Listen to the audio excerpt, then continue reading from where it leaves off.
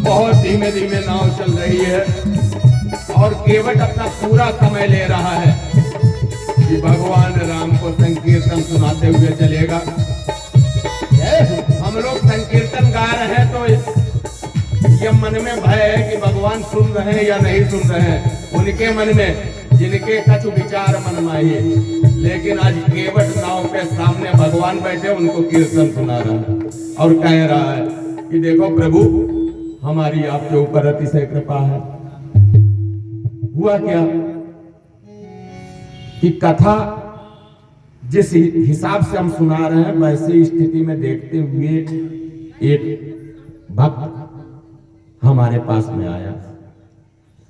समिति कमेटी के ही सम्मानित सदस्य कहना, पंडित जी थोड़ा जल्दी जल्दी कथा सुनो। तो हमने कहा ठीक है, लेकिन कथा तो हनुमान जी सुना रहे हैं, पंडित जी के हाथ में कुछ है नहीं।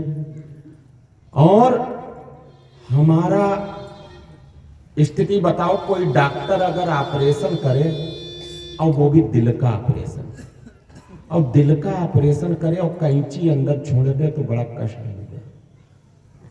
ऐसे अगर हम कथा सुनाई और मेन तत्व आपको ना बताए और ऑपरेशन कर दिया और कथा विश्राम कर दी परसों 9वें दिन, तो आपको बड़ा कष्ट होगा कि भगवान राम के साथ में वनवास में क्या क्या हुआ।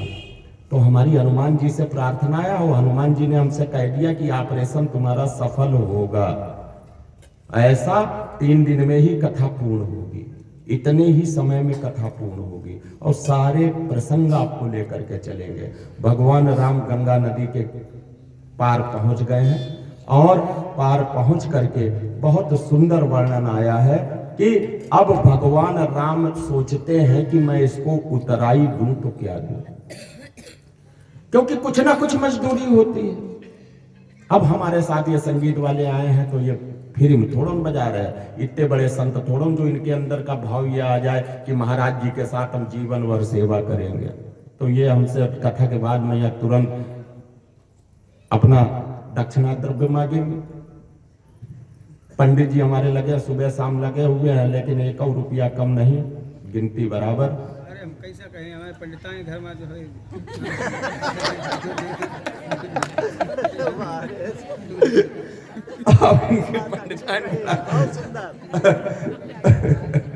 जवाब उचित और बहुत बढ़िया, क्योंकि पंडिताइन इनके पीछे पड़ी है कि ना पैसा लेके आओ। ऐसे केवट बेचारा नाव से उतार दिया। अब भगवान राम ने सोचा कि हमने इसको कुछ दिया तो है ही नहीं, अब कुछ दिया नहीं है तो भगवान राम के पास तो कुछ है नहीं। तो भगवान राम ने सीता की तरफ देखा तो गोस्वामी जी महाराज कहते हैं कि पिय ही प्रिय सिय जानन निहारी और मन मुदरी मन मुदित होता है। सीता जी जो अपने हाथ में अंगूठी पहने हुए थे, ये अंगूठी और कोई नहीं है, यही अंगूठी हनुमान जी लेकर के जाएंगे और ये फिर राम जी के पास में आएगी। सीता जी ने उतार करके केवट को देने के लिए प्रभु राम के हाथ में रखी। तो केवट ने हाथ जोड़ लिया और कहने लगा कि हे प्रभु, आज मैंने क्या नहीं पा लिया। केवट बहुत होशियार है।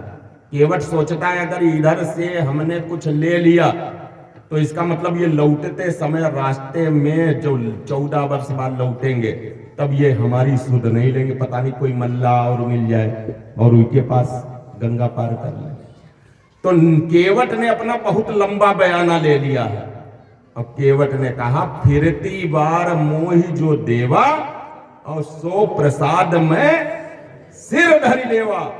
हे प्रभु, अब की हमको कुछ नहीं चाहिए, लेकिन जब वापस लौटोगे उस समय आप जो हमको दे दोगे वो हम ले लेंगे। अरे मैंने तो गंगा पार किया प्रभु, अरे मैंने तो गंगा पार किया, अरे भव सागर पार लगा देना।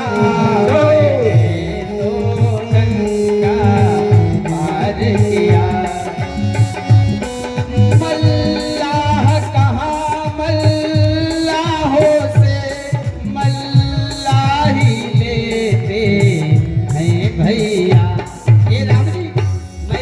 मल्लाह हूँ इस गंगा का, तुम मल्लाह हो भवसागर के। मल्लाह कहाँ मल्लाहों से मल्लाह ही लेते हैं भैया। मैंने तो गंगा पार किया, मैंने तो गंगा पार किया, भवसागर पार लगा दिया मैंने तो गंगा।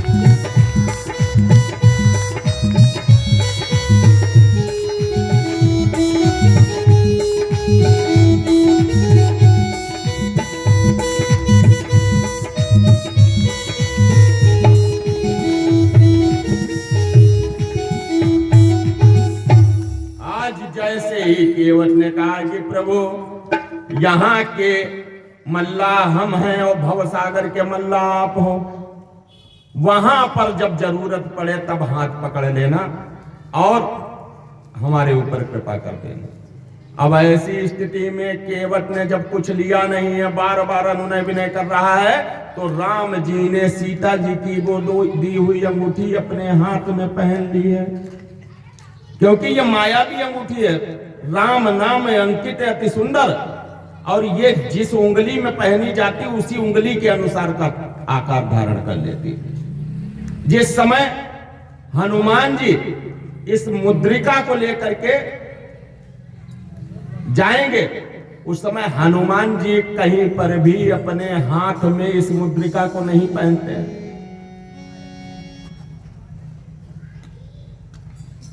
वो अपने मुख में डाल लेते हैं और वो मुद्रिका सूक्ष्म स्वरूप में भोजन के आहार के रूप में बन करके हनुमान जी के पेट में रहती है, और जब मुद्रिका की आवश्यकता पड़ती है तो फिर निकाल लेते हैं। अब यो कहो यो पंडित जी यो नया बात आप बता रहे, तो हनुमान चालीसा तो पढ़ते हो ना, हनुमान चालीसा में तो साफ साफ लिखा हुआ है कि मुख में डाली लीन मुद्रिका। तो अब ये मुद्रिका भगवान राम ने अपने उंगली में पहन ली है और आगे की यात्रा प्रारंभ कर दी है। 23 दिन भयउ बिटप तरवासु, एक पेड़ के नीचे राम सीता रुके हैं। लक्ष्मण ने अनवरत जागने का संकल्प लिया है, तो वहां पर लक्ष्मण जी निरंतर जग रहे हैं। प्रात प्रात कर करी रघुराई, तीरथ राजु देखी प्रभु जाई। भरद्वाज जी के आश्रम पहुंच रहे हैं। वही भरद्वाज जी जागवलिक जी का कौन सा दक्षिण का घाट, हमने बताया था ना शुरुआत में, जहां कथा चल रही है वहां पे जागवलिक जी भरद्वाज जी को कथा सुना रहे हैं। और भरद्वाज जी के आश्रम में आज प्रभु राम पहुंच रहे हैं। तब प्रभु भरद्वाज पही आए, करट दंडवत मुनि उर लाए। आज सफल सब तीरथ त्यागु, आज सुफल जप जोग विरागु। सफल सकल शुभ साधन साजू, राम तुम्हि अवलोकत आजू। आज तुमको देखते हुए आज मेरा जीवन धन्य हो गया। भरद्वाज जी बार बार प्रणाम करते हैं, तो भगवान राम ने हाथ जोड़ लिए हैं कि राम सप्रेम कहो मुनि पाही। और नाथ कहिया हम कही मग जाएं। आप हमको रास्ता बताइए कि हम जंगल में किस रास्ते पे जाएं। अब भरद्वाज जी ने कहा, मुनि मन बियसि राम सन कहाई। भरद्वाज जी मुस्कुरा दिए, सुगम सकल मग तुम कहूं आही। सारे रास्ते तो तुम्हारे लिए प्रभु खुले हुए हैं। मुनि बहुत बटुचारी संग तब दीने। भरद्वाज जी ने 4 अपने शिष्यों को बुलाया है, और 4 अपने शिष्यों को बुला करके आज भगवान राम लक्ष्मण सीता के साथ कर दिया है कि जाओ हे शिष्यों, भगवान राम लक्ष्मण सीता को एक ऐसे सुंदर स्थान पर आसन दिलवाओ जा करके, जहां पर सुव्यवस्थित रूप से ये निवास कर सके। आज चारों बटु चलते हैं और वहीं पर हमारे हनुमान जी का सूक्ष्म रूप से मिलन होता है प्रभु राम से। गोस्वामी जी महाराज कहते हैं कि वो हनुमान जी हैं या मैं हूं, इसको कोई नहीं जान सकता। अब हम जैसे बार बार ये कह रहे हैं कि ये कथा हनुमान जी सुना रहे हैं, हनुमान जी सुना रहे हैं, लेकिन बैठे तो हम सामने, तो आपके सामने पंडित जी कथा सुना रहे हैं, लेकिन कथा हनुमान जी की कृपा से हो रही है। तो गोस्वामी जी कहते हैं, ते ही अवसर एक तापस हुआवा, तेज पुंज लघु वयस सुहावा, कवि अलखित कटिबंदी सुविरागी, मन क्रम वचन रामी अनुरागी। बारंबार प्रयास करने के उपरांत आज उसने दर्शन किए हैं और दर्शन करके आज समस्त प्रकार से आज आ गए हैं। इधर साथ में निषाद राज जी थे, तो निषाद राज जी को वापस कर दिया गया है। अब वो चारों बटु जो हैं वो आकर के इनको चित्रकूट के धाम में लेकर के आते हैं। चित्रकूट में आकर के भगवान एक ऊंची पहाड़ी के ऊपर अपना आवास बनाते हैं, कुटिया, और कहा जाता है उन्हीं बटुकों ने और मुनियों ने, वहां के ऋषि मुनियों ने वहां पे समस्त प्रकार से कुटिया का निर्माण किया है। कई विद्वान तो ये कहते हैं कि स्वयं विश्वकर्मा जी ने देवताओं को भेजा था कि जाओ जाकर के मुनिवेश में कुटियों का इतना अच्छा सुंदर निर्माण करो जिसमें सुव्यवस्थित ढंग से प्रभु राम रह सके। इधर हे वेदे रघुकल कमल रवि, मगलोगन सुख दे, जाहि चले देखत विपिन सिय सौमित्र समेत। अब जहां जहां प्रभु राम निकलते हैं वहां के लोगों को सुख देते हुए जा रहे हैं। और स्थितियां कैसी हैं कि आगे राम लखनु बन पाछे, राम लखन बन पाछे, तापस वेश विराजत काछे, तापस वेश विराजत काछे, उभय बीच सिय सोहति कैसे, उभय बीच सिय सोहति कैसे, ब्रह्म जीव विद्यमान, ब्रह्म बीज जीव माया जैसे, ब्रह्म बीज जीव माया जैसे। जैसे प्रभु राम सीता और लक्ष्मण चल रहे हैं तो उनकी स्तुति कैसी की है कि ब्रह्म जीव और माया, ब्रह्म के बीच में माया है, कौन? सीता जी। और जीवात्मा किधर है? इधर की तरफ। ये 3 उंगलियां हैं, इसमें ब्रह्म ये उंगली, ये माया, ये जीवात्मा। तो स्थिति क्या है? जैसे मनुष्य इस ब्रह्म से इस जीव का मिलन क्यों नहीं हो पाता है? क्योंकि बीच में माया आ जाती है। और माया को अगर बीच में रखना है तो स्मरण किसका करना होगा? ब्रह्म का। ब्रह्म के स्मरण के बिना जीवात्मा ब्रह्म के साथ में चल नहीं सकती, स्पष्ट रूप का संकेत है। अब अगर माया का दोष आ जाता है, माया का अभिमान आ जाता है, तो ये जीवात्मा माया की तरफ आकर्षित हो जाती है और ब्रह्म हो जाता है अलग। तो होना क्या चाहिए कि माया की तरफ आप आकर्षित हो, लेकिन ब्रह्म को साथ में रखो। हम ये नहीं कहते सब कुछ दान कर दो। कारण क्या है? कई करोड़ों की कथा कहने वाले लोग कहते हैं कि अपना सब कुछ दान कर दो, लुटा दो और तुम रोड पे आ जाओ, हम अमीर हो जाए, है ना?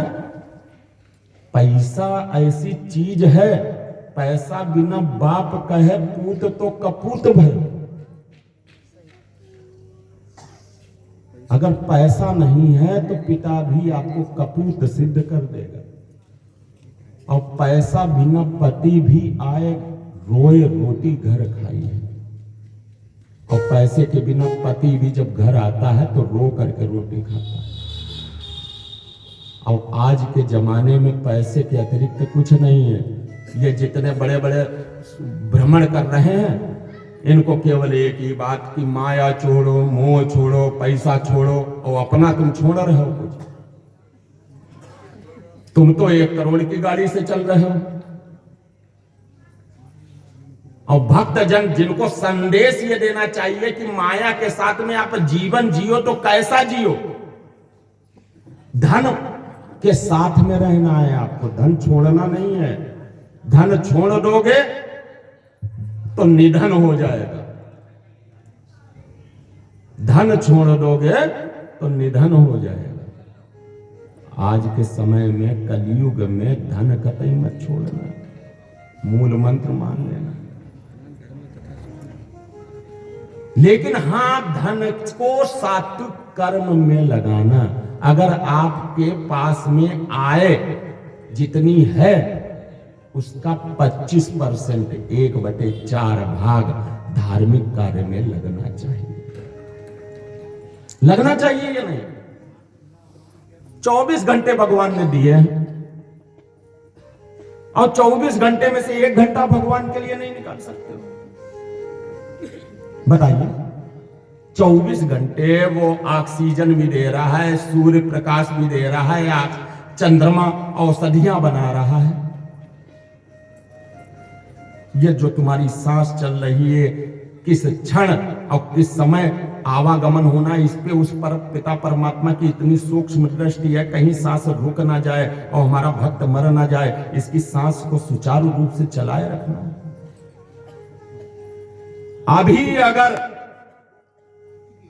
भगवान की दिए हुई चीज में से एक भी चीज खराब हो जाए और अस्पताल में आपको उस अंग की जगह दूसरा अंग लगाना पड़े, तो समझ में आ जाएगा भगवान ने हमको कितना कीमती शरीर देकर के भेजा।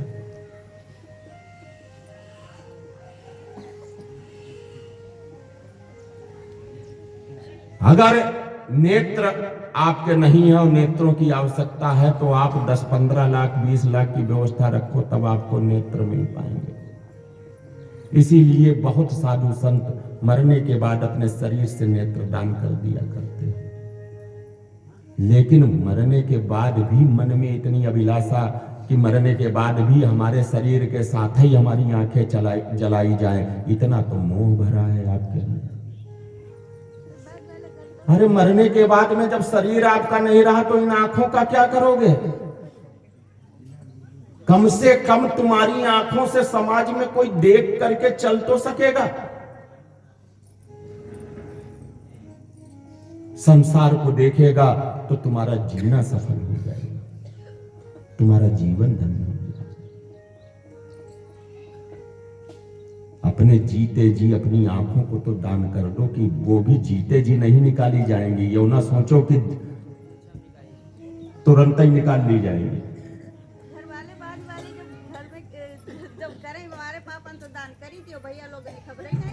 कहाँ से आवाज आ रही? हमारी नजर नहीं। हाँ माता जी, हाँ। हमारे पापा ने लिखा पढ़ी करी थी क्या की दान कर रहे हैं। हाँ। और भैया लोग ने उठाई उनका जलाई दो, जब उनकी डॉक्टर खबर ही नहीं करी। ये गलत बात है, यही गलत बात है। अब जिसने नेत्र दान किए हैं तो उसकी सूचना जरूर देनी चाहिए, क्योंकि ये तो महापाप हुआ जाकर। अंतिम संस्कार करो, लेकिन अगर किसी ने नेत्र दान किया है तो उसकी नेत्र सुव्यवस्थित स्थान पर पहुंच जाने चाहिए। माता जी हमारी बड़ी जिज्ञासु महिला है। हाँ, रामायण का बहुत अध्ययन है और निरंतर आ रही जो हमारी कृपा है, हम तो अपने को धन्य समझते हैं। ऐसी माताओं का आशीर्वाद हमारे साथ मिला हुआ। तो कथा में हाँ, पैसा है तो वो भाई 20 लंगन करके मरे, सब एटीएम से निकालती रहे उनकी साबुत दवा नहीं कराई। तो ये पंडित जी दोनों लड़कन की नौकरी 60-60 हजार रुपया दे, दोनों वही सरकारी नौकरी। आज हमें लगत कथा हुई भाई, फिर आज फिर मामला यहाँ निपटाइल हो जाए हैं। तो चलो अब आप लोगन की शंका समाधान के लिए एक दिन अलग से रहे, ये कथा हमें 3 दिन कहले न दो, फिर उसके बाद हम और फलाहारी बाबा दोनों लोग बैठो और फलाहारी बाबा के आदेश पर यहाँ कोई दिन 1 दिन 2 जहे आप लोगन के कष्ट सुनने के लिए। तो 10वीं को देखो हवन है, वो है दिन समय रखे लो जाइए, क्योंकि वही दिन कथा हुई नहीं, वही दिन जय का जो समस्या हो हनुमान जी के पास में, फलाहारी बाबा जी के पास में अर्जी लगाना। वही दिन फलाहारी बाबा जी का प्रेशर से आशीर्वाद दिलाने के लिए मंच पे लेकर के आएंगे, क्योंकि उस दिन व्यास मंच नहीं, ये सम्मान मंच होगा यहाँ पे। तो यहाँ पर से आप लोग अपनी शंका का समाधान करेंगे। तो कहां पे थे हम कथा में? लो, हम तो परपंच में पड़ गए, जो ग्रह कार्य जनाना जंजाला, वो लड़का ने रे आंखें निकालनी और आंखें फोड़ रहे एक चक्कर में हम तो कथा ही भूल गए। कहां पे थे अम्मा? बोलिए राघवेंद्र सरकार की जय। बताइए महाराज जी। अब बताओ हम कहाँ, हम तो कथा में डूबते चले जा, हमें ये याद ही नहीं रहता हम कहाँ पे थे। और हाँ ब्रह्म जी, ये देखो बहुत ध्यान से सुन रहा है, अरे बहुत ध्यान से, इसको हमने देखा बहुत ध्यान से, देखो बहुत बढ़िया बात पकड़ी, ब्रह्म और जीव के बीच। तो धन बहुत जरूरी है। आज चित्रकूट जिमि बसे भगवाना, चित्रकूट में आज भगवान बसे हैं, और चित्रकूट में भगवान बसे हैं राम और लक्ष्मण के साथ में सीता जी विराजमान है। आइए एक छोटा सा, जब तक हम कथा में उसी स्थिति में अपने मन को नहीं ले जाएंगे, जब तक कथा कहना मुश्किल हो जाएगा, क्योंकि बीच में परपंच बहुत ही गो। चलो कथा में थोड़ा राम नाम करवाइए। बोलो सीता सीता, अरे बोलो सीता सीता राम, बोलो राधे राधे श्याम, बोलो सीता सीता राम, बोलो राधे राधे श्याम। सीता राम राम राम, राजा राम राम राम, सीता राम राम राम, राजा राम राम राम, सीता राम राम राम, राजा राम राम राम, सीता।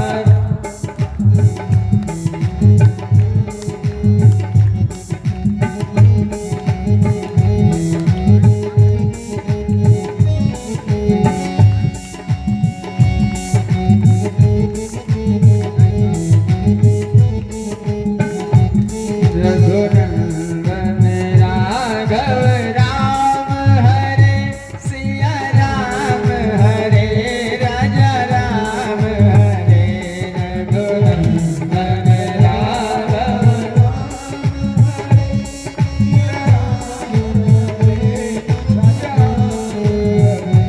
सिया राम हरे, राजा राम हरे। सभी लोग बोलिए, तालियां भी बजाइए सभी लोग, ताला लोग पीछे वाले हमारे जो बुजुर्ग कल बैठे हुए हैं सभी लोग। सिया राम हरे, राजा राम हरे, सिया राम हरे, ऐसे नहीं, ऐसे नहीं। एक बार सभी लोग ऊपर की ओर हाथ उठा करके, ऊपर वो हाथ उठाइए, कहिए जय जय सीताराम, जय जय सीताराम। अब तुम्हें सबे राम जी की दुहाई है, ऊपर ही हाथ उठाए रही हो भाई। रघुनंदन राघव राम हरे, सिया राम हरे, सीता राम हरे। रघुनंदन राघव हरे, सिया राम हरे, राजा राम हरे, सिया राम हरे, राजा राम हरे, सिया राम हरे, राजा। बोलिए भैया, रुक जाओ, आवाज नहीं आ रही है। रघुनंदन राघव राम हरे, सिया जय हो रघुनंदन राघव